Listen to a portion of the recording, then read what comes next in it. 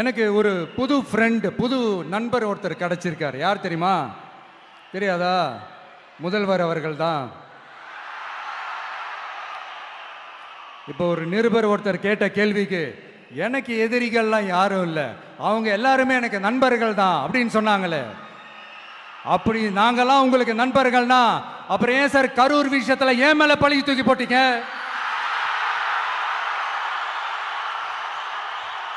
உங்களுக்கு மனசாட்சின்னு ஒண்ணு இருந்தா அப்படி பேசிருப்பீங்களா?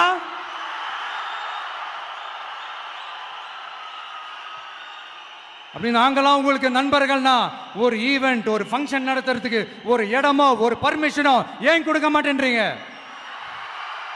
எல்லாத்தையும் நீங்களே பண்ணிட்டு போற போக்கில் அப்படியே பொய்களா அடிச்சு விட்டுக்கிட்டு இருக்கீங்க. உங்களோட உண்மையான நண்பர்கள் யாருன்னு சொல்லட்டுமா? லஞ்சம், ஊழல், அரசியல் ஆதாயம், இதெல்லாம் தான் உங்களோட உண்மையான நண்பர்கள்.